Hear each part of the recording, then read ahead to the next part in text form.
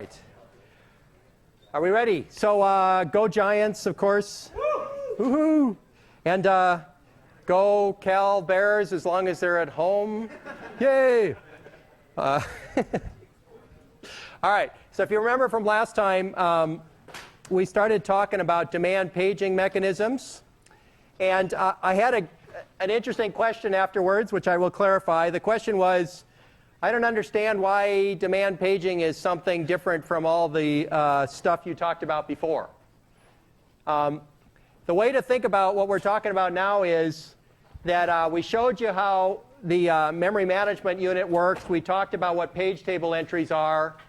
Demand paging is one thing you can do with the virtual memory unit. Okay, so that's what we're talking about. We're talking about treating DRAM as a cache on the disk. Okay? So in demand paging, the page table entry is crucial. And why is that crucial? Well, among other things, there's the valid bit, or if you're Intel, it's the presence bit. And what that tells us is whether or not the page is in memory. And the hardware can take over if there's hardware. So basically, a valid page table entry says that it is OK to let a request route all the way through to DRAM because that's a valid page. If it's marked invalid, that says you cannot allow the request to go through. Okay, simple as that. As you could imagine, valid, typically, the path is handled directly in hardware or mostly in hardware. Okay, so valid page table entries are things that the operating system doesn't normally have to take over with. Not valid is something where the hardware absolutely has to throw up its hands. It cannot handle that because the page isn't valid. All right, so at that point, the operating system has to take over. All right, are we clear on that? Okay, valid, hardware could do it. Not valid, operating system. Now, what happens when the user references the page with an invalid page table entry? Page fault. Okay? Memory management unit traps the OS, gives you a page fault. What happens on a page fault? Well, we were actually going through this last time. If there's many things that could happen on a page fault, but if specifically we're talking about demand paging in which we're treating memory as a cache on the disk, what we have to do on a page fault is pull the missing page off the disk. All right? Everybody with me on that?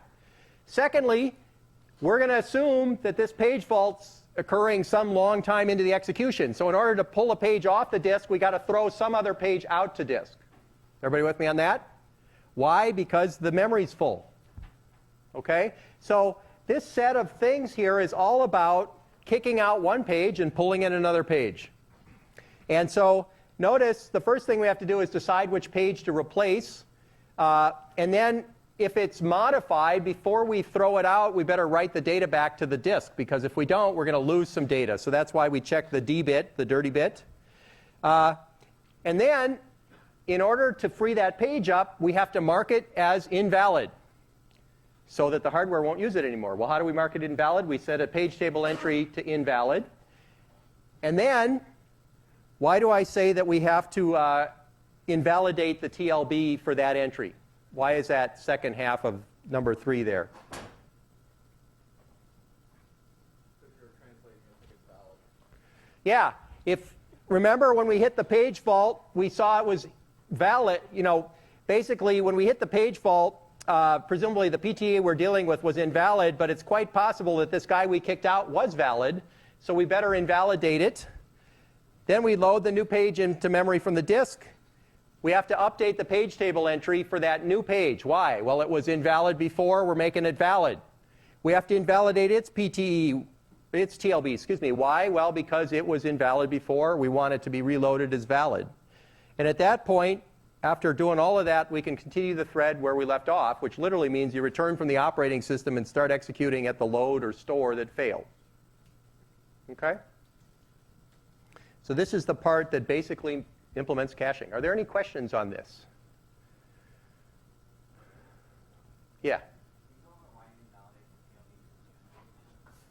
So the reason we invalidate the TLB for the new entry is that it presumably was marked as invalid before, because that's why we got a page fault in the first place. Well, because you want to invalidate the actual TLB entry so it'll get reloaded from the page table, and now it'll say valid. Now, here's a good point at which to clarify something, all right? And I probably end up doing it by confusing you guys, but there's two types of valid here. There's valid in the page table entry, and then there's valid in the TLB. Can somebody explain to me how those two are different?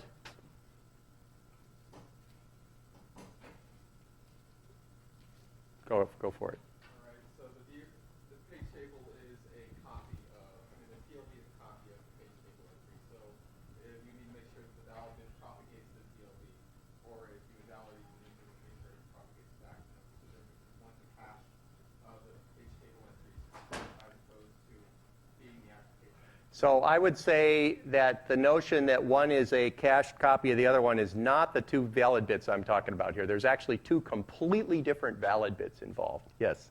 The TLB is a cache with its own valid bit in that cache, and then the page table is a DRAM, and it has its valid bit that your page table has. So that's correct. The TLB is a cache on the page table. So the entries in the TLB are either valid or not, and valid or not means do they represent what's actually in the page table. Okay? The valid bit in the page table entry, we could, I suppose, to make this less confusing, always talk about it as the presence bit. Okay? But those are completely different bits. And that's why I talk about invalidating the TLB means kick it out of the TLB so that it'll get reloaded with the new page table entry. Okay? Yes, question in the back. Oh. So since we already know the page table entry, why do we validate the TLB and not just update the TLB? So why do we invalidate the TLB and not update the TLB? That's a great question. Anybody want to stab an answer? Yes. Okay. Want to stab at it? It's expensive to transfer it back. So writing, you just mask it and write that single bit. In this case, you would either write and read to propagate it back. Yeah, so it's not because of expense. It's usually because the interface doesn't exist. So if you have a software TLB like in Nachos, yeah, you can update it any way you want. On the other hand, if it's a hardware-managed TLB MMU, usually they don't even give you that interface to update it. You can flush it, but you can't do anything else. Okay, good question. So, the TLB for the new thread gets loaded when the thread continues, and basically, if we're pulling a page off the disk, we don't want to hold up everybody else. So when we page fault, the process gets put to sleep. We start the disk activity. Somebody else gets to run. So later, when the disk page comes back, we can put that original faulting task or thread or process or whatever it is back on the ready queue. But we won't bother anybody else until that page comes back. Otherwise, we'd be wasting 1 million instructions worth of execution just to handle a page fault without anybody else running. Okay? Any other questions on this? This is sort of demand paging in a nutshell, all on one slide. Yeah? Before demand paging, invalid meant that it wasn't allocated the page by the process.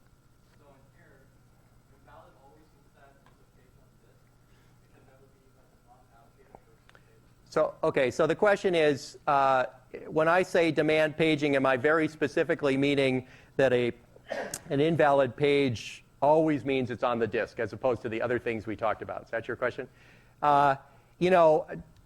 Basically, demand paging is kind of this mechanism of getting a page on demand. I wouldn't say that demand paging is incompatible with these other cool things we talked about, like copy on write and zero fill and stuff. Usually you do both at the same time. And so I don't think I'll ever try to ask you a question that makes you come up with that distinction, because that would be kind of an unfair question. Okay, any other questions? Yeah?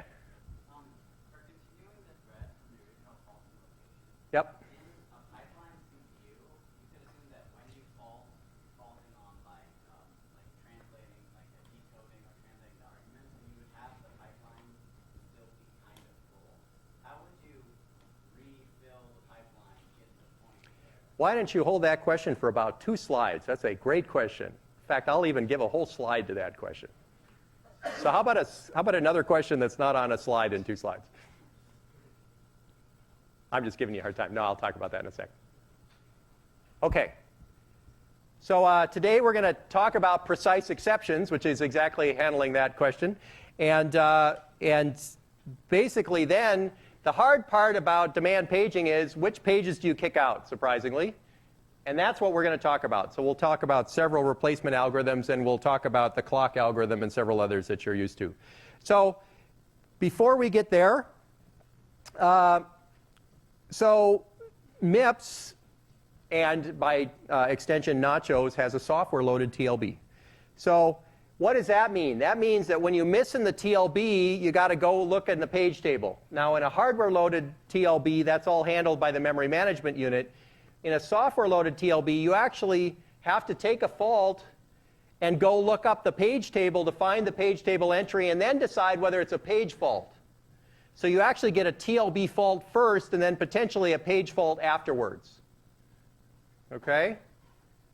Now, the nice thing about this is the hardware is simpler, and you can do any kind of page table you want because you're walking it in hardware. The downside is the expense is slightly there. And what you really hope is that you mostly hit in the TLB. You don't want to be trapping to software to do page lookups all the time. Otherwise, your performance is going to be very bad. Okay?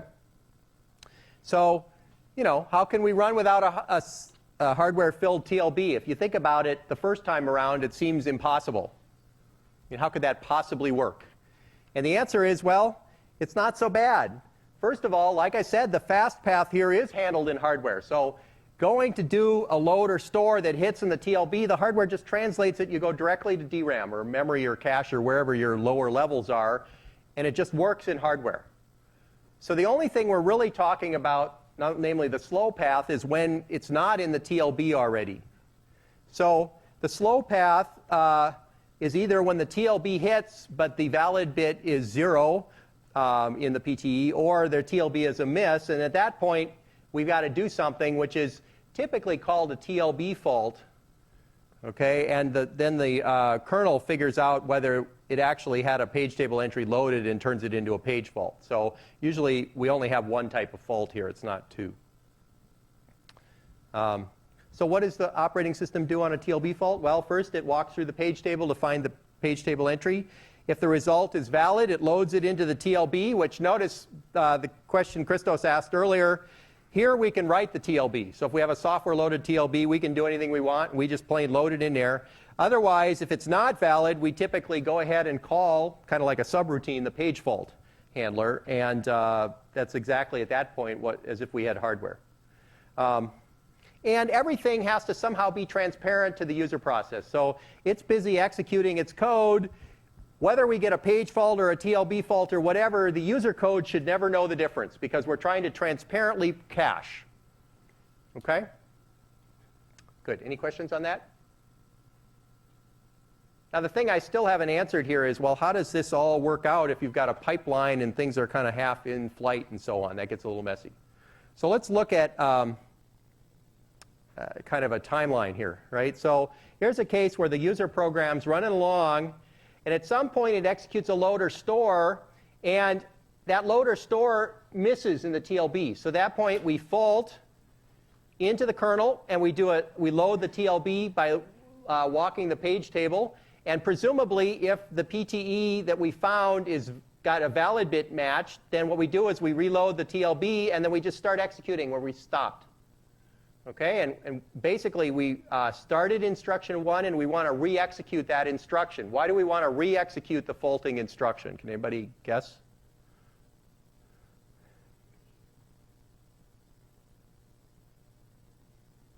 We execute a store, we get a TLB fault. Why do we want to re-execute the store? Or we execute a load, get a TLB fault, re-execute the load. Why is that? Yeah. Yeah. We tried, let's call it a load. We tried the load first. It wasn't in the TLB. We fault. The kernel runs. We go back. We rerun the load. At this point, it's in the TLB. And we continue. Okay? And notice that if we do that right, and the pipeline state's right, which I haven't told you about yet, this load never knows that we took this little T-tour into the kernel, except for the fact it's a little slower than it might have otherwise been. Okay?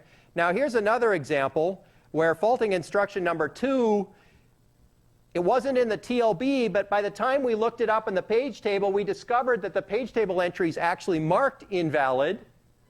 And at that point, we know the page isn't in memory. So we couldn't do, here we were able to just update the TLB and keep going. In this case, we can't update the TLB.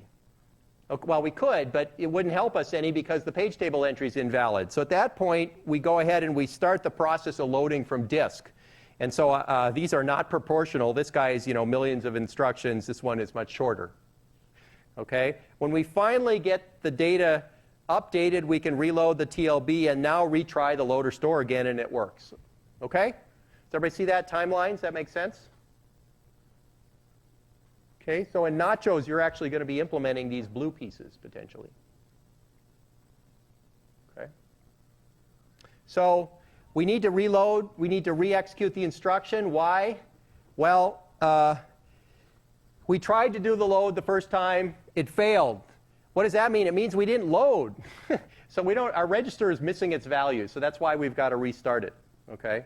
And hardware here must really help out somehow. So for instance, this faulting instruction, we need to basically somehow save enough state here that we can restart. Okay, so for instance, we need to know which instruction caused the fault. Okay, why do we need to know which instruction caused the fault? Several reasons. Yeah. Which instruction to restart on? Okay, what else?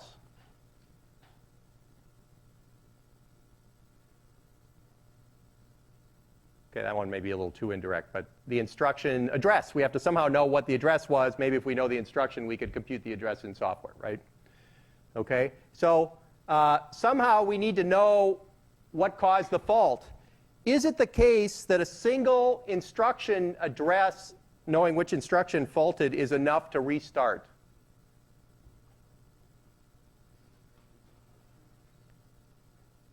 Yes? No, you say. Why? Okay, different processes will have different PCs.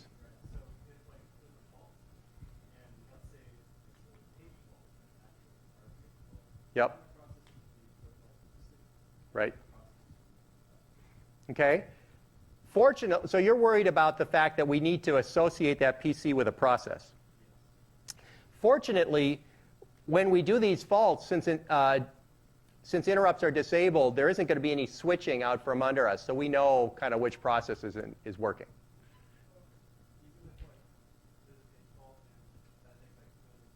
Well, if there's a page fault and it takes millions of cycles, what we're going to have done is unloaded this thread into a wait queue, put somebody else on there. And so, again, it will be okay if we re-enable things to run because it's a different process that's running than the one that faulted. Good. Is there any other reason that the single PC pointing at that instruction might not be enough? Yeah. Generally, a load references registers. Okay, load references registers, and? So you need to know what the register value was, so you know what to address. Yeah, so in general, we want to know what the registers are. The way to put that, though, is that we want to make sure that this fault handler saves and restores registers so that nothing gets screwed up when we restore. That's one when we start again. And also, we might decode the instruction in software to figure out what the address was. It's possible. Okay. So the answer is hopefully, but I'll address that a little bit later about whether, in just a slide, as to whether a single PC is enough or not. You can imagine that if part of the state, if you have a pipeline and the instruction is kind of partially executed and other instructions are partially executed, and you stop the processor on a page fault, then what do you do to restart, right? I mean, do you have to save all that pipeline state? That's a question. And this is basically where this notion of precise exceptions comes into play. But clearly, somehow we have to save the PC. We have to save processor state so that when we get in here, we don't mess up things too much so that we can restart from scratch. And it depends on what kind of processor you've got, whether it saves and restores the registers or the stack or whether the software does that. And the real question we're going to address here is what happens if the instruction has side effects. So let me just show you this a little bit. So what if an instruction has side effects? So a good example would be you go to do something, and as a result of starting, you've modified memory somehow or modified some other register, and now when you restart it, it's not idempotent. It's not like you can restart it multiple times because it's already changed the state. All right? And so basically, what we really want is when an instruction fails, we would like to back out of that instruction and everything after it in a way that allows us to purely restart from that one instruction. Okay, so think of this almost like a database transaction that's been flushed, or we talk about flushing the pipeline. So here's an example. I don't know if you've ever seen this assembly language syntax, but this says move. This is like a plus plus in C. This says move the value that's at the stack pointer into register 10, and at the same time increment the stack pointer when you're done. Okay, so this is kind of like a pop a single value, put the result in register 10, and automatically increment the stack pointer. Okay, so what happens if a page fault occurs when you go to either write or read from the stack pointer? Okay, actually this is a write in this case, but that's all right. Question: did it already increment the stack pointer or not before the page fault happened? Suppose it's already incremented the stack pointer, but then the page fault happens. Then what? What do? You have to undo the increment somehow, right? Because otherwise you can't restart from this address. Does everybody see the side effect problem here? You guys with me? What happens if we do this? String copy from one address to another. It's busy copying a long string, and there's page fault in the middle. Now what? Okay, there's a side effect because you've already copied half of the string. Okay, can you page fault in the middle and restart? No, right? Does everybody see that problem? So it turns out actually that what some processors have done is they go ahead and they force all the page faults that might occur in such a string copy beforehand, and then they pin the pages, and then the instruction runs. Okay, so that's one way to get around this problem. Okay, so what about more RISC-style processors? Here's an interesting thing. Branch not equal somewhere, load basically from the stack pointer into R1. What happens if that load page faults? Does anybody know about delayed branches? Who here knows what a delayed branch is? Okay, not too many of you. Did they talk about that in 61C? Okay, a little bit. So a delayed branch, here's a delayed branch. When you branch, you're branching somewhere, but the instruction afterwards always executes. Okay, so if the faulting instruction is in the delay slot, the problem is that if you restart at this load, what happens? Changes the semantics because we'll first execute the load, then we'll execute the instruction right after the load. But if we hadn't faulted, we would be executing somewhere after the load. Because it's a delayed, let me say that again. So a delayed branch, here, because of the pipeline, the instruction after the branch always executes. So when I go to branch somewhere, before it actually moves the PC to somewhere, it executes the load. So normal behavior is execute the branch, execute the load, then execute the first instruction at somewhere. Here, if I get a fault on the load and I restart at the load, I'm going to start executing from load, which is going to execute load, and then execute the next instruction after load, which is completely bogus, right? It's not at all what it was supposed to do. How do we fix that? How do we fix it? Hardware. What does that mean? Put a flag when you're branching and make sure you run the load and then the branch again with nothing in the delay slot. Okay. So we could somehow put a flag in here. So I actually suggest a solution here, which is what the Spark does, it actually has, a faulting instruction actually has two program counters, the first one and the second one. Okay, so PC and NPC, when we fault at this load, we actually, PC points at the load and NPC points at somewhere. So that's actually a case where the write state from a page fault is actually two PCs. Okay? What if I tell you that MIPS doesn't have a PC and an NPC? What does it do to fix this problem? Can anybody guess what an alternative would be? Yes? That's great. Yep. So when you fault on a load, before you start executing, you first back up one instruction. If it's a branch, you just plain re-execute the branch because they're idempotent. That's right. OK, good. So finally, go ahead. So what happens if that load happens to change the state such that the branch that equals now is incorrect? Well, but this branch, but the load, we'll talk about this in a second, is a precise load. So it actually, nothing is executed about the load. So I mean, if you're loading R1, say the branch not equals using R1 as a comparison. Right, but the fact that this faulted and you have a precise exception state means that R1 is not modified by the load because it faulted. OK. And then finally, a delayed exception. So let's take a look at this one. Here's a divide. Here's a load. Suppose the load is going to cause a page fault. The divide, however, takes 20 cycles to execute and eventually divides by 0. OK, now where do you restart that?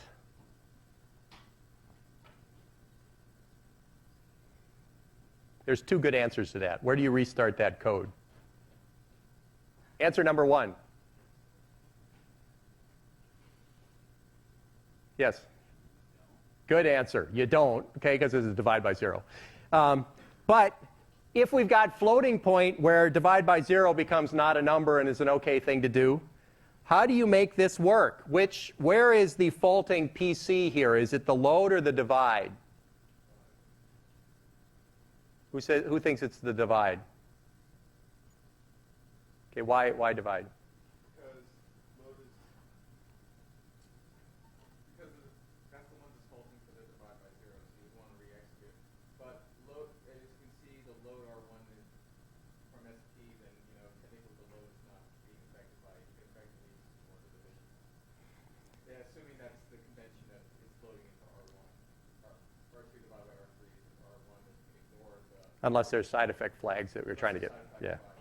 So basically, the bottom line here, and this is a lead into my final slide on this topic. The right place to stop is the divide. Even though things happened out of order, the load page faults first, and then the divide divides by 0 later. We still want to figure out that the divide is where we've stopped making progress. OK? All right. So here's the notion of precise exceptions, and everybody ought to know what a precise exception is. So here we go. Ready? So it's the state of machine is preserved as if the program executed to the offending instruction. All previous instructions have completed. The offending instruction and all of the following instructions act as if they've never even started. OK? So these are the first two important pieces. OK? Does everybody understand that? So there is a precise exception is one which there is a single instruction. All previous instructions have completed that instruction, and nothing afterwards has even started. OK, now this precise exception is kind of difficult in the presence of pipelining. Why? Because we know we have a bunch of things going on in parallel. So how do we get a precise exception point when we've got pipelining? Yes? OK, we want to make sure that there's one point in the pipeline where each instruction commits back in the program order. Okay, and if we ever have an exception, we want to flush out anything that hasn't hit its commit order yet. That's exactly right. Okay? Any questions on preciseness?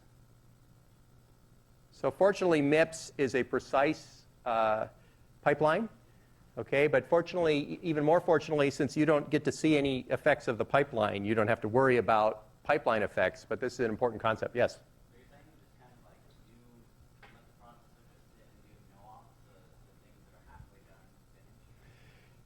So what you do if you get an exception is you need to make sure that things that are before the accepting instruction get to finish. And then everything from the accepting instruction on gets flushed out of the pipeline. And then if you do that, then you've got a precise exception point. And what's cool about precise exceptions is you can restart by just going to a single point. Okay? So imprecise means non-precise. Okay? And the problem with imprecise exceptions is system software usually has to figure it out. There is an infamous Motorola processor that was put into a whole bunch of printers, okay, called the 88110. And it had imprecise exceptions such that when an exception would happen, the operating system actually had to save pipeline state out. And then when it restarted, it had to store the pipeline state back in and then restart. It was a mess. Okay, so the operating systems designers hated that processor. Okay. So you can imagine that performance goals cause you to get rid of preciseness. Okay? And what are some good examples where preciseness might be okay to give up on?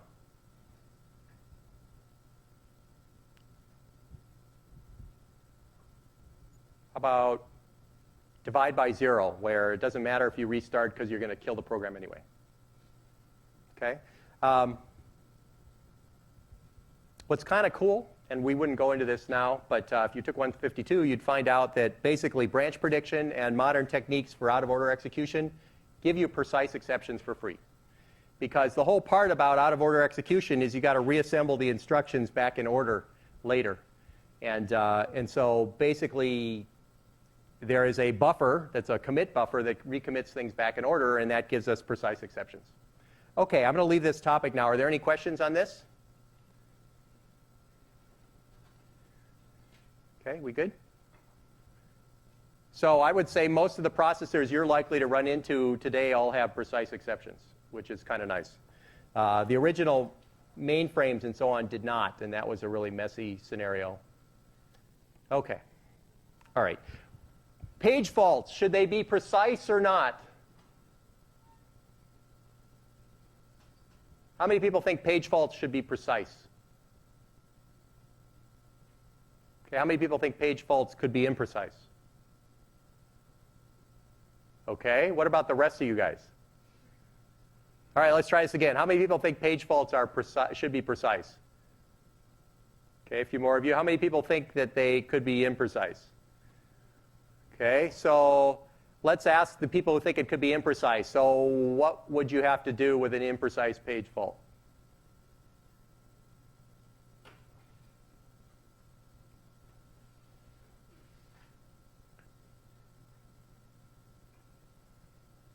Go ahead. Yeah, so somehow you'd have to figure out how to restart still, right? Now, page faults are definitely things where you want to restart. So I would say that precise page faults are by far the simplest thing for an operating system to ever deal with. Imprecise page faults are much less common. And there, again, it's the pain of restarting that tends to make people not want imprecise page faults. Okay. So what are the steps in handling a page fault? Okay, this is directly from your book. So basically, page is, we start somewhere over here. You do a load, and it faults. Because we look up in the page table, we see invalid. We get a trap. The operating system does what? It says, oh, page is on the disk. Okay, go get the page, bring back the missing page, and put it in a free frame. How did that become a free frame? Well, we looked for a free frame. We probably kicked something back out to disk. Once we've got a free frame, we fix the page table again, maybe flush the TLB. We restart the instruction. It tries the load again, and it succeeds the second time. Okay, so basically, when you're page faulting, you're potentially going through a very long path that involves a million instructions. So you don't want a page fault very often. Okay? So let's look at an example. So demand paging's like caching. So we can talk about the effective access time. So look at this. Effective access time, it's about appropriate around 5 o'clock today, right? Is hit rate times hit time plus miss rate times miss time. This is the cache equation I showed you guys, right? Here's another version of it. Hit time plus miss rate times miss penalty. So let's plug some numbers in and see how important this is. Suppose the memory access time is 200 nanoseconds. Average page fault service time is, say, 8 milliseconds. P is probability of a miss, and 1 minus P is probability of hit. So let's plug some numbers in.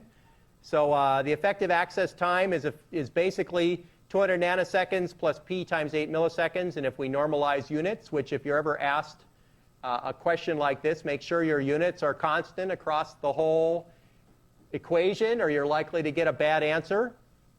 You all learned about units, right? High school? Yes, units? Okay, good. Let's plug some numbers. Suppose that one access out of 1,000 causes a page fault. The effective access time becomes 8.2 microseconds, which is a slowdown by a factor of 40. Okay, so by having basically 0.1% page faults, we end up slowing everything down by a factor of 40.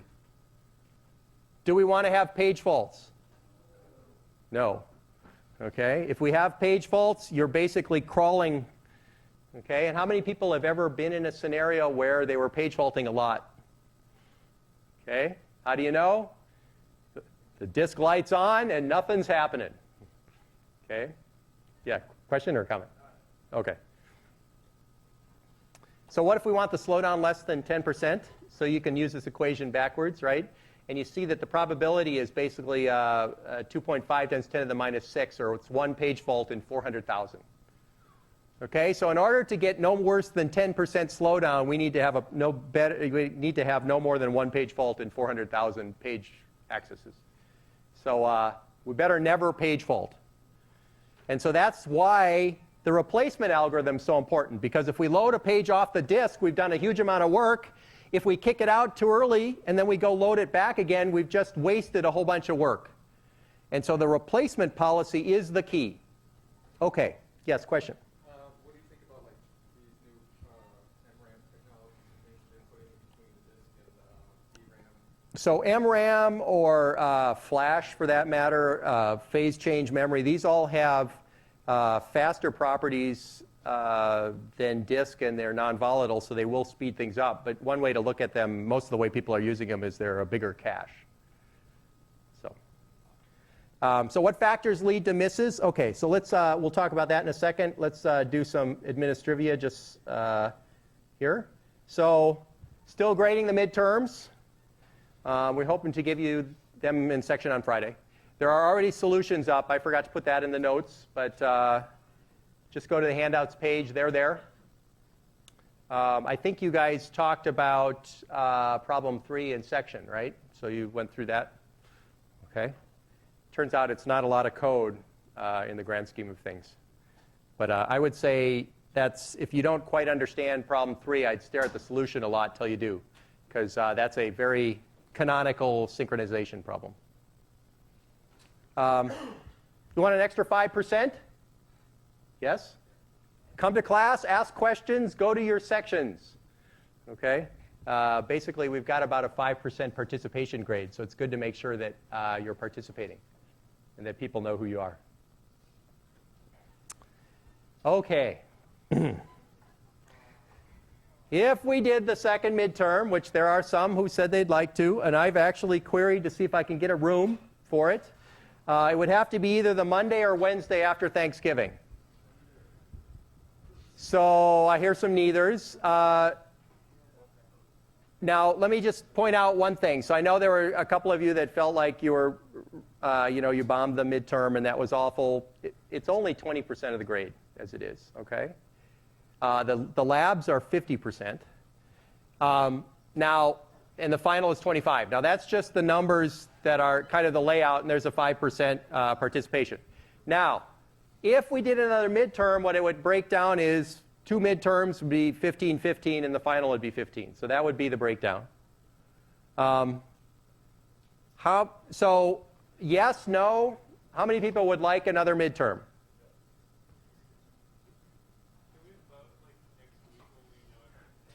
Well, the problem is I need to schedule a room. How many people would definitely not like another midterm? All right, so it looks kind of 6½ of one, half a baker's dozen of the other. I suppose we could take the vote again. I need to, a recount, yeah. I need to figure out how to handle the topics if we're going to do a midterm on that, because I'll lose another day of lecture. But anybody don't care one way or another whether we have an extra midterm? 1, 2, 3, 4, 5. A few of you. Wow.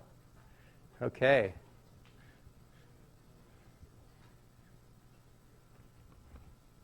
So we also, by the way, have an anonymous feedback link if you don't want people to know who you are.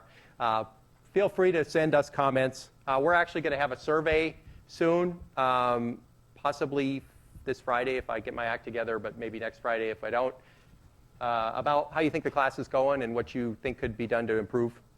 I know there have been some comments on some of the specs have been a little bit underdefined. We apologize. We're trying to fix those. But anyway, you know you can always come to office hours and talk to me about anything too. So feel free to do that. I had one term where there was a group of like 3 or 4 people that came to practically every office hour and talked about quantum computing and all sorts of weird things. So you're welcome to come and talk about anything you like. Project 2 is due tomorrow. So the term is really getting on. I don't know. Any other administrivia questions that people have?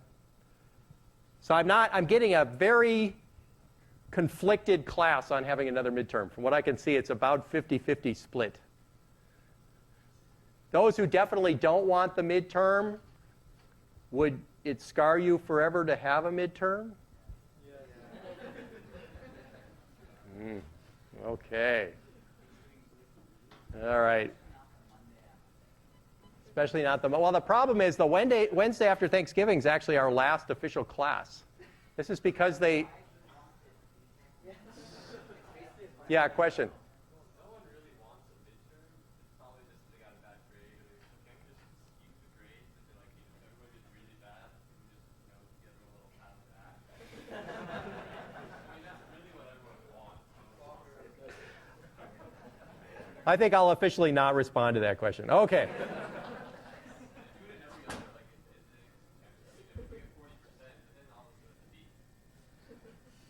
All right, I'll take that under advisement. So, all right, let's go back to page faults here again, and then we'll take a break a little bit. But if we treat paging as caching, what factors lead to misses? Well, you already seen these, right? Compulsory misses. These are what? These are pages that have never been paged into memory before. So what's a good example of a compulsory miss opportunity? When might compulsory misses happen? Yeah. Yeah, starting a new program. What else?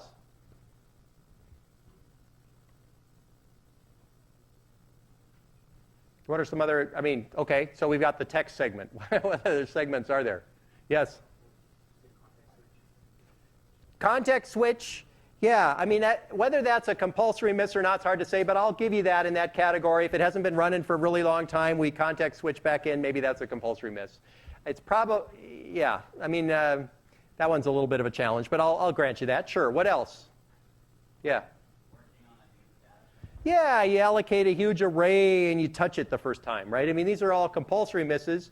And the way we might fix them is with prefetching. So when we talk about page policies, there are prefetch page policies that we can use to try to get around compulsory misses.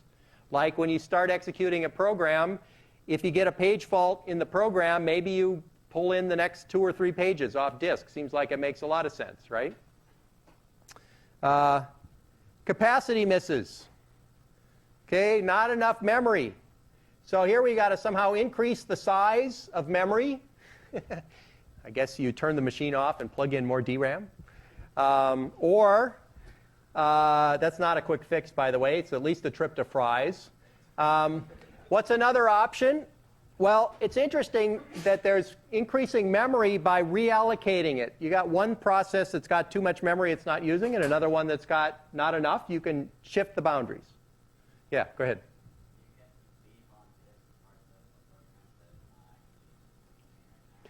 So I would say we're already assuming we're doing demand paging, so the system's already leaving things on the disk that aren't being used. So these are kind of what happens over and above that. Conflict misses. So technically speaking, conflict misses don't happen in a page system. Why? Because we have fully associative cache. Why do we have a fully associative cache again? No. Why is the system looking fully associative? Yeah.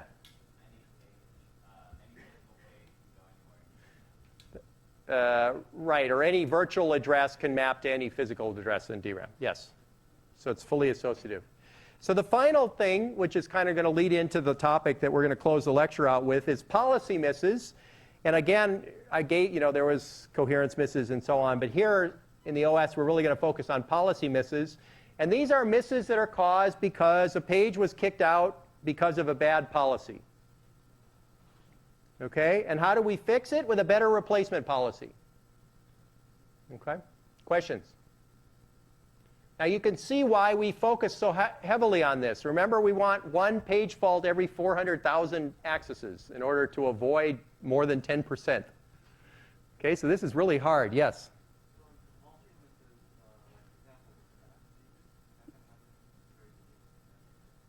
So compulsory misses on the stack, yes, you'll get them at the very beginning, but the nice thing about the stack is you keep using the same pages over and over again, so your compulsory misses are going to disappear into the noise.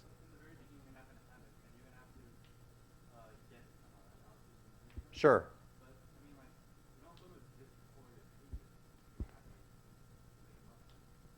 Yeah. So in the case of the stack, you're right. You're allocating kernel memory, and so a miss is not as expensive in that case because you're just going into the kernel and its allocator is grabbing a free page and putting it into your page table. Yes. So compulsory misses initially on the stack aren't too bad, but once you start writing data, then if your stack happens to get kicked out, then it's going to be expensive, but then of course it won't be compulsory anymore. So you're right. I'd buy that. All right, any other questions? Okay. So what are our replacement policies? So replacement's an issue with any cache. We said with hardware caches, it's probably LRU or random. It's really important with pages. And the reason it's really important is because the cost of being wrong is so high. If you kick something out that you're going to need later, you've done a bad thing. Okay? Now, here's some options. What about FIFO? So FIFO says you take the oldest, you mark the pages by how long they've been in memory, you throw out the oldest page, and you're really being fair, because you basically let every page live in memory for the same amount of time. Okay, so you can imagine taking all of the physical pages and you just walk them. You say, I'm going to replace this one, this one, this one, this one, this one. And you walk your way down, and then you come to the next, back again. You're basically replacing first in, first out. Okay, good or bad policy? Okay, well, it says bad on the screen. Think about this for a second. It basically throws out heavily used pages because it doesn't discriminate between a page that's used a lot and a page that's not used more than once. Right? Because you use a page once, gets loaded into memory, and it's going to stay there until you go all the way around and come back. It doesn't matter whether you used it again. On the other hand, if you use a page a lot, it's only going to stay there until you come around back, at which point it gets kicked out. So there's no discrimination in the FIFO policy between pages you need and pages you don't. Okay? It's certainly simple. That's what it's got going for it. By the way, you do see a pattern here on FIFO, right? FIFO scheduling policy. Well, it's simple. FIFO paging policy. Well, it's simple. You can see that basically FIFO just doesn't cut it usually, but we usually use it because it's a good thing to a base case. Here's a better base case. We call this min. And this is replace the page that won't be used for the longest time in the future. Okay? This is like an oracle, exactly. So this is the oracle, and it's really great, except it's not quite real. But we can certainly use this as a base case in simulation. Okay, right? We could basically simulate, see which page is the farthest in the future, and then do a replacement policy based on that. Okay? Here is another option. Here's our friend, random. Now remember, we had random in the hardware case, which we actually said was pretty good. Remember that? I said random's not too bad in the hardware case. Random here is not so good. And the reason is it's very unpredictable. And if you kick a page out one time, you could have a huge hit. And if you don't kick it out the next time, you have no hit. And so your runtime of your program is going to be completely unpredictable. And you won't know whether it's good or bad. And it's also based on zero information, right? There's no information about whether a page is heavily used or not. Okay? So, what have I missed here that might be a good policy that's neither FIFO, unimplementable, or random? What's another obvious one we could do? LRU. Okay, why might we think LRU is a good thing? You guys are with it. Good. Why might LRU be a good thing? Yeah. It's almost FIFO, but it at least refreshes things you access multiple times. Okay? I'd actually say that LRU is much better than FIFO under most circumstances. But what we'd like, go ahead. Okay, it approximates min. How? Chances are if a page is being used very often, then it will be used again very often. And otherwise, tiny lapses in this. Yeah, so least recently used, if we can really figure out which page was used farthest in the past, it's likely to be used farthest in the future, right? Because the things that we're using a lot, we're going to use soon. Yes? Is min provably optimal? Depending on what your criteria are, yeah, min's another one of those provably optimal policies. So LRU, of course, is a good one to think about. And this is basically, it's a statement that programs have locality, and therefore it's useful to use your locality of access to try to predict the future. That's what LRU is about. And it seems like LRU would be a good approximation to min. The problem is, if you ask yourself, how do you actually implement LRU, it's not easy, right? Because, I don't know, you put all the pages in a list, and there's a head and a tail. And the tail is the least recently used, and the head is the most frequently used, okay? And most recently used. How would you implement this in an operating system? Somebody tell me why this is a bad thing to try to do. By the way, every one of you, I would expect, having gone through 61B, could build a list like this, right?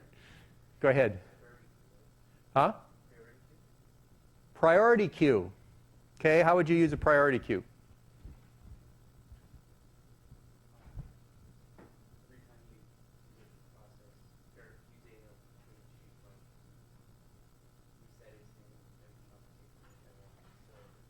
So you would have to somehow, though, every time you use something, you'd have to get a timestamp and change all the other timestamps, or maybe?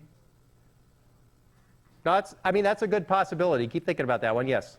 I was going to say that with the priority queue, you could order it so that the lowest timestamp comes off first, and then every time you use a page, you just update it to a new timestamp to be higher than all the others. Okay, so you'd do a priority queue with some sort of timestamp, which is the most recent. Priority queue is worse than the linked list. I mean, well, how would we make the linked list work? Yeah. Every time you use a page, you just basically pop it off and add it back to the head of the list. Yeah, we'd yank it out of the middle, connect the list back up, put it at the head. Now, the important thing that people who have been talking have sort of glossed over is the every time you use the page statement. What does that mean? Every time you do a load or store, you got to somehow adjust this list. Right? So to do a load, you suddenly got to adjust this pointer to point there, bring this page out, put the head pointer, point on it, and so on. That's a lot. That's like 3 or 4 memory operations for every memory operation. And a priority queue is much worse. Okay? So this doesn't seem particularly good for a virtual memory system. Okay? And basically, we don't want to build this. Too expensive. But what can we do that's similar? Yes? Could we do like the access bit thing where, just like when you use a page and the HTML entry, like set the access bit, and then like every so often like reset the access bits and like throw up or like invalidate pages that or I don't know. Yeah. No. So basically, what we want to do is approximate LRU. Who said we need to be perfect? Do we need to know exactly the oldest page? No. What we'd like to do is divide the pages into old ones and new ones and reuse an old one. Okay, what you just described for me is actually the essence of the clock algorithm, which we'll talk about in a moment, which is you clear all the access bits for all the pages on a regular basis, and then if somebody uses them, the hardware sets the access bit, and that basically says, don't touch me, I'm a new page. And if you ever go and see the access bit isn't set, you say, oh, that's an old page.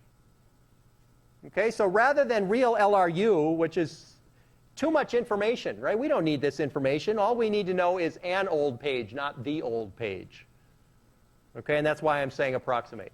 Okay, so let's take a break and come back, and then I want to really figure out what these different policies are. Okay.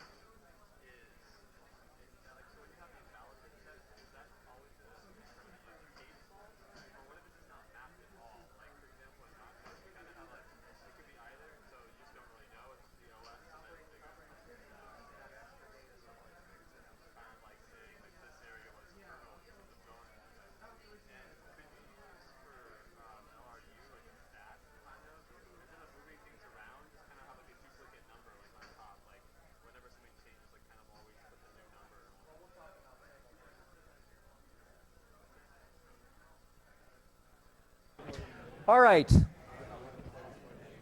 Oh, we'll see whether my microphone makes it through the rest of the hour here. It's showing red. All right. So let's take a look at what the FIFO mechanism does. So suppose we've got 3 page frames and 4 virtual pages. And so 3 page frames mean we only have 3 physical pages of DRAM. So it's a very small system. And we have 4 virtual addresses we're dealing with. And the question is, if we've got this pattern, ABC, ABD, AD, CB, what happens? Okay, so let's take a look at this. So here are the 3 physical pages. We start by referencing A. When there's nothing in memory, so we're going to use FIFO, by the way, we'll start by mapping A into page 1. Okay, everybody with me? Now we do B. Where does B go to? Page 2. Okay, now notice that we don't mess with A, okay, because we're mapping in FIFO order. And so the last one is page 3, which is going to get C. Okay? All right, so that's boring. So now what? What happens when we reference A? Page fault? No page fault, so A just works. Okay, what happens when we reference B? Okay, nothing. What happens when we reference D? Okay, now which page do we kick out? Okay, why? Because FIFO is the policy, right? Is everybody with me? What happens when we reference A? Okay, now we got to kick out B. Okay, so now here's a great example of why FIFO is a bad policy here, right? Because we kicked out A just before we used it. All right? D, what happens? Okay, good. B, what happens? Kick out C. C, what happens? Kick out D. B, what happens? Nothing. Okay? Okay, good. You guys are good. And so in the FIFO scheme, we actually got 7 faults on this particular pattern. Okay? Does that make sense to everybody? Now, you can see that when we reference D, replacing A here was a very bad choice. Maybe it would have better to replace like B or something. Or maybe even C, because C was the longest in the future, right? So min is actually going to do a better job here. Okay? So let's take a look at min. Same reference stream. Okay, A, which page? 1. Okay, now this first 3 things, who knows what min would do? It doesn't really matter because there aren't any pages mapped. Okay, so now we get to A. What happens? Nothing, right? It's a hit. B, hit. D. Okay, so here we're going to kick out C. Does everybody see why we kick out C? The reason we kick out C is because C is going to be used farthest in the future. Okay, remember, min is an optimal policy. Okay? A. Oh, it's a hit this time. D. Oh. B. Ooh. C. Oh, okay. Now, what do we kick out? Yeah, hard to say, right? We don't have enough future to know, but certainly kicking out A is okay because there's no A for the last guy, okay? And then B, we're good to go. So if we take the min policy here, we basically only have 5 faults. And where's D brought in? Well, we're always, basically we always look for C is going to be used farthest in the future, which is why we brought D here. Okay, good? Questions? Okay. What's LRU going to do? Well, what's interesting is it actually is going to do the same decisions as min. So if you take a look here, A and B are most recently used here. So basically C is the least recently used, so we'd kick it out. So notice here LRU is a perfect approximation to min. Okay? Questions? Now, when is LRU going to perform badly? Can anybody tell me? Yeah. When we're looping over a set of data that's just too big for the... Yeah. We loop over a set of data in a regular pattern. Look at this, A, B, C, D, A, B, C, D, A, B, C, D. Okay, ready? A, B, C, D, A, B, C, D, A, B, C, D. Okay, every reference is a page fault. Okay, so this is a great example where LRU just does the wrong thing. By the way, this is the same reference pattern that a fully associative cache might do very badly on. Okay, this is actually a pattern where a fully associative cache can do worse than a more limited associativity cache. Okay, and it's because basically on every axis you kick somebody out. So min does much better, as you can see here, on this same axis pattern. Okay, questions?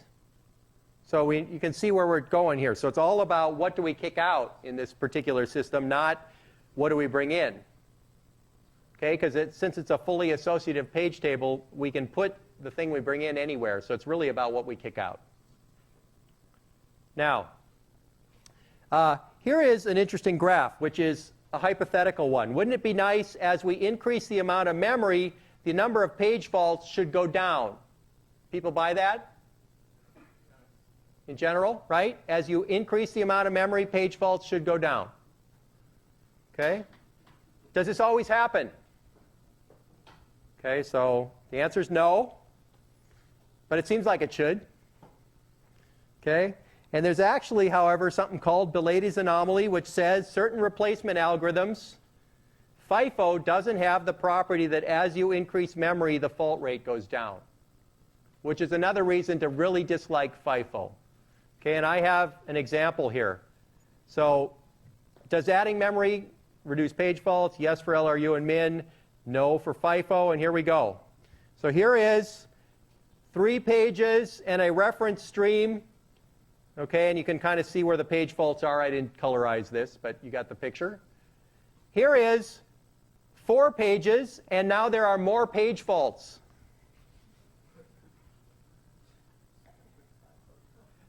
Okay, and so basically, with FIFO, the contents, the real issue here is that with FIFO, these contents here and here are completely different from each other. Whereas with LRU and min, as you add memory, the memory that you started with will continue to look pretty much the same as part of the memory you added to. Okay, so here we've got 4 items. At least 3 of them would look very similar to the 3 if we had LRU or min. Okay, so this is another reason to dislike FIFO, because it can run into Bilaty's anomaly here. Okay. So let's implement LRU.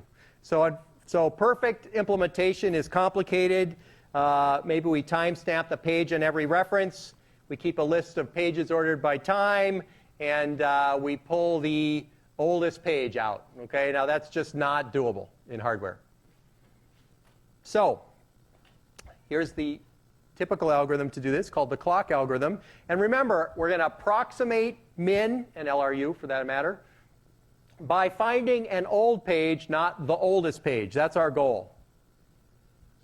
So how do we do that? So hardware has what's called a use bit in the PTE. We showed you that before. And what happens is anytime you reference a page, the hardware sets the use bit. And if the use bit isn't set, then you can conclude that this page hasn't been referenced since the last time you cleared the use bit. Okay, so now basically we've got an algorithm. We go through, we clear all the use bits, and then we go back and we look at them later, and if the use bits are still off, we say that's an old page. Yes? So there's 1 use bit per page table entry. I'm going to show you some variants on, no systems implement more than 1 use bit that I know of, because it's basically used or not used. But then by using extra software, you can do more. Yeah, and I'll show you some options here where 1 use bit can still give you a better flavor for how far used in the past. Because as you see right here, I'm kind of dividing into 2 pieces, and we can divide into some more subcategories in just a second, but 1 use bit still. Okay, good. So Nacho's hardware actually sets the use bit in the TLB for you, so that's good. The downside now is that TLB entries are potentially dirty and may need to be flushed out to memory before you replace them. Okay. So what happens on a page fault? Well, we've arranged all of the physical pages in a big circle, which is a clock, right? And we have a clock hand that's walking along. And on a page fault, what we do is we advance the clock hand. We look at the next item, and we say, gee, is the use bit on or not? If it's off, we say, oh, this is an old page, we'll use it. If it's on, we say, well, it's been used recently. I'm going to reset the use bit and go on to the next page until I find one with the use bit off. Now notice I simultaneously checked the use bit and then cleared it. And so as we walk our way around all of the physical pages, the hand is both clearing the use bit and looking at the use bit at the same time. And so the use bit always gets cleared once per loop. Okay? And, 1 basically means used recently, so clear it and leave it alone. 0 means it's a candidate for replacement. And can we always find a page, or are we going to loop forever? You can imagine that all the pages are being used, and I clear, and I just never find anything free, right? So there's a version of this algorithm that you could imagine thinking went forever. However, the way this algorithm's usually spec'd is you stop all else, and you're walking your way around until you find something clear. So if worse comes to worse, by going one full loop, you will always find one clear, because nobody's running while you're looking. Okay? Now, we'll make that more efficient in a little bit. But any questions on this idea? Yeah. Well, the way I've spec'd it here, the clock algorithms run every page fault. So basically, you only advance the hand when you need pages. And if you're not advancing the hand, you don't need pages, why touch anything? Okay? Question, yeah. How do you deal with like the arranging of the physical pages in hardware or software?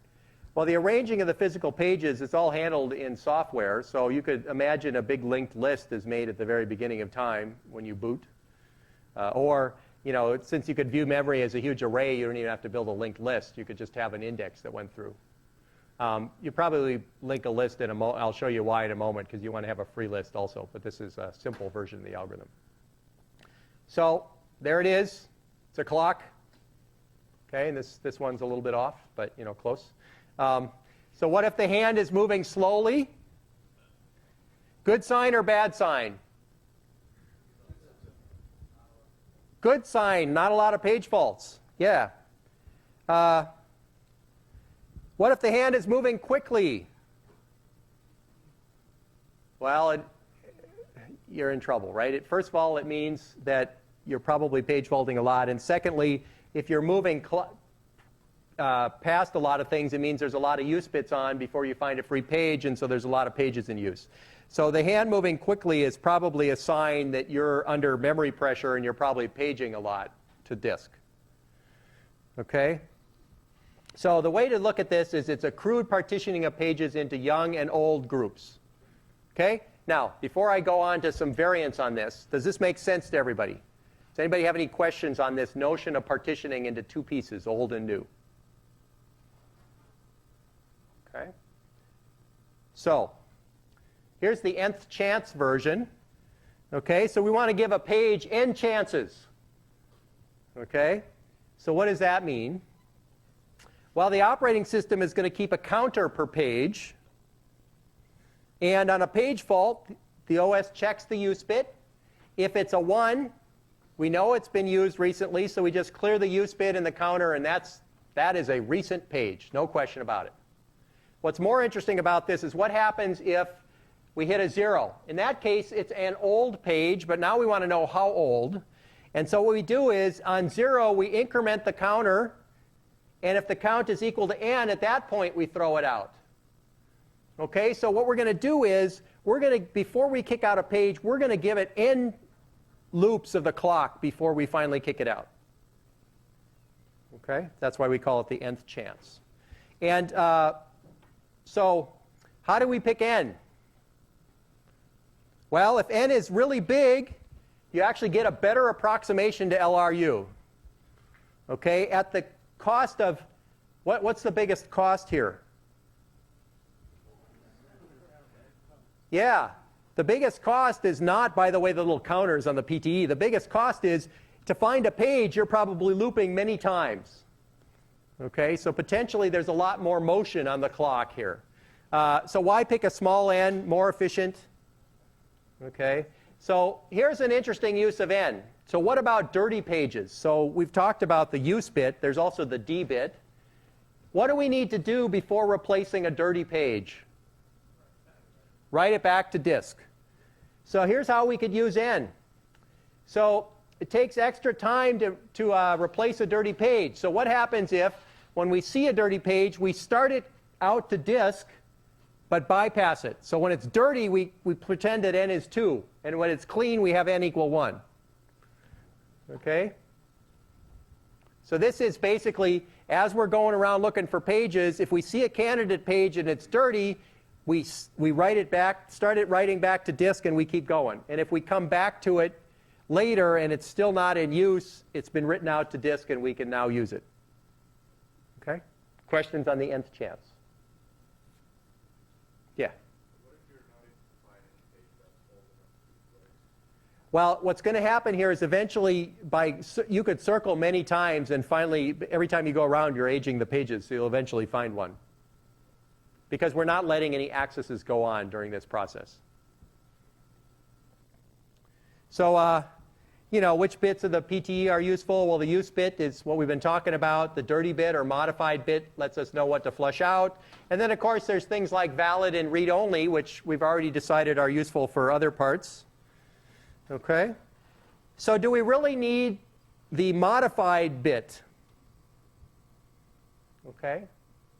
You might say, well, wait a minute. If I don't know that the page was modified, then I might overwrite it without saving the data.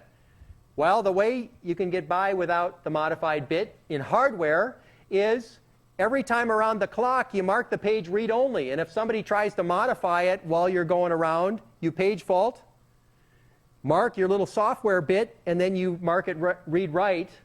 And so by the time you get back around to it again, you have a software bit that says dirty. Okay, so by playing with the read-write bit and turning it off, I can find whenever you do a write, because I'll get a page fault. Okay, question, yeah. So how do you distinguish between actually read-only and temporarily read-only pages? Good question. How? Presumably, there's some other data structures the operating system's keeping, right?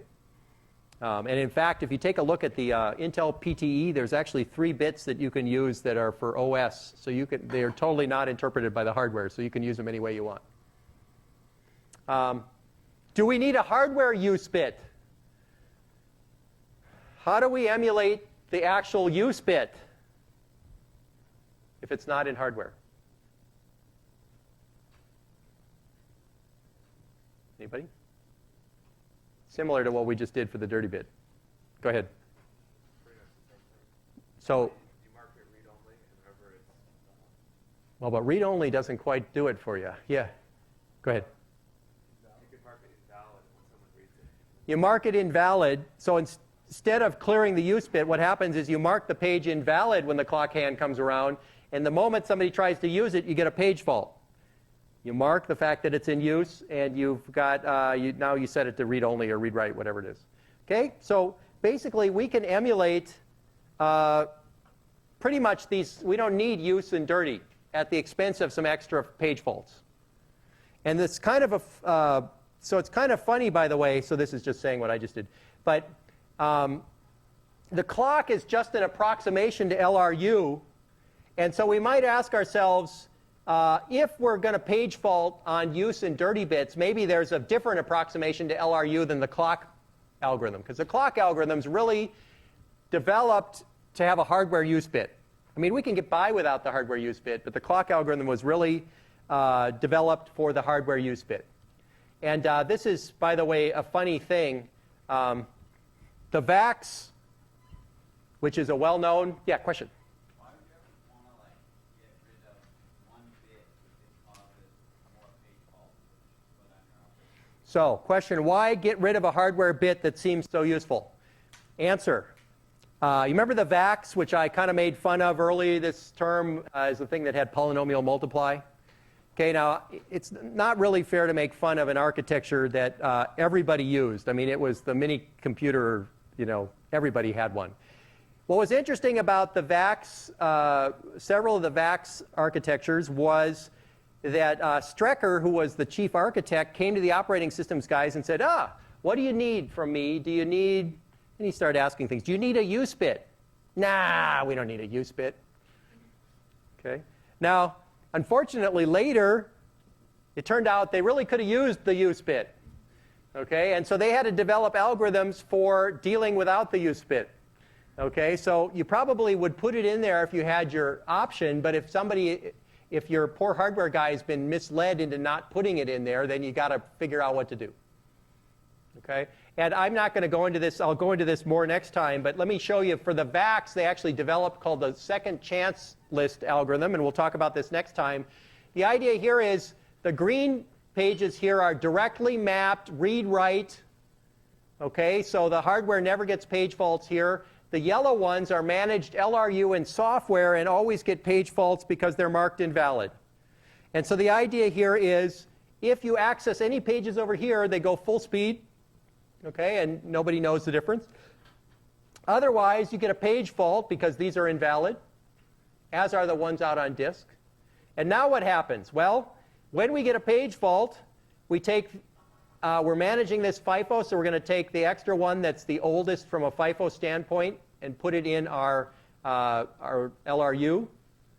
We're going to grab the one that we wanted that's page faulted if it happens to be over here, and we're going to put it in our FIFO list.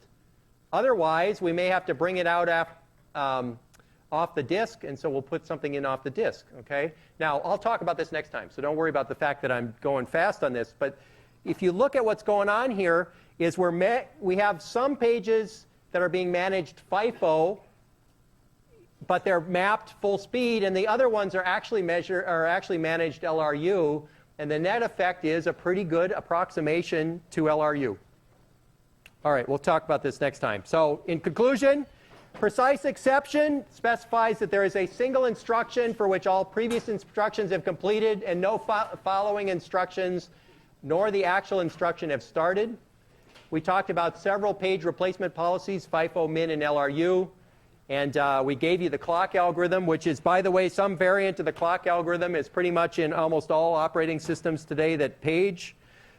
We started talking about the nth chance algorithm. And next time we'll actually look at another, we talked about nth chance, and we'll finish up second chance next time. All right. Good luck. See you guys on Wednesday.